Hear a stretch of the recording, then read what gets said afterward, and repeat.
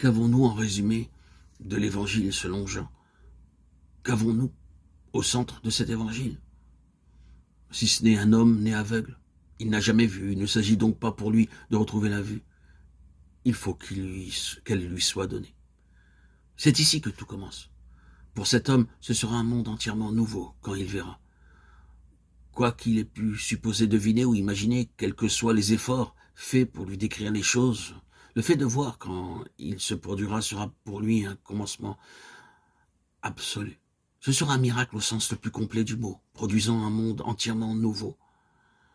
Quand il verra vraiment tout ce qui a pu se représenter du monde, tout ce qu'il a pu se représenter de ce qu'il renferme et qui se révélera bien au-dessous de la réalité. On ne pourra jamais rien voir sauf par un miracle accompli au-dedans. Tout ce qui est de lui, Dieu l'a enfermé en son Fils. Personne ne peut en connaître quoi que ce soit autrement que par révélation. Personne ne connaît le Fils si ce n'est le Père, ni personne ne connaît le Père si ce n'est le Fils. Et celui à qui le Fils voudra le révéler, Matthieu 11, 27. La révélation ne peut venir qu'en vertu du Fils. Tout ce qui est de Dieu est contenu en son Fils. Et il n'est pas possible maintenant de connaître Dieu ou d'avoir quoi que ce soit de Dieu en dehors du Seigneur Jésus, son Fils. Vous pouvez considérer la chose comme réglée. C'est la conclusion, le point final de tout ce qui peut être dit sur ce sujet. Christ ne peut être connu que par révélation. Il n'est pas possible de connaître quoi que ce soit de la plénitude que Dieu a en son Fils ou de participer en quelque mesure que ce soit, à moins que le Saint-Esprit nous en donne la révélation intérieurement. Il faut que ce soit un miracle accompli au-dedans par le Saint-Esprit. En dehors de cela, il n'y a aucun espoir pour personne de pouvoir connaître de ce que Dieu a inclus en Christ.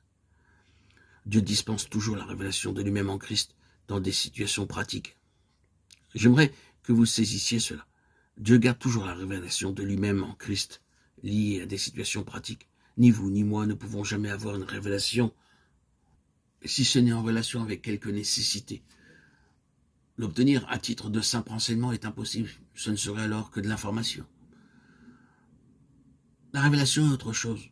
Nous ne pouvons pas y arriver par l'étude. Quand le Seigneur donna la manne dans le désert, qui fut une figure de Christ comme pain descendu du ciel, il stipula avec beaucoup d'insistance qu'il ne fallait pas en recueillir un seul fragment qui dépassait les besoins du jour. Si les Israélites dans leur récolte allaient au-delà de la mesure de leurs besoins immédiats, la manne devenait corrompue. Le principe ou la loi de la manne, c'est que Dieu garde la révélation de lui-même en Christ liée à des situations pratiques, de nécessité. Et nous ne pouvons pas avoir de révélation à titre de simple enseignement, comme on peut avoir une doctrine, une interprétation, une théorie, pour le simple intérêt de la chose en elle-même. Cela signifie que Dieu va nous placer, vous et moi, dans des situations telles que seule une révélation de Christ pourra nous aider et nous sauver.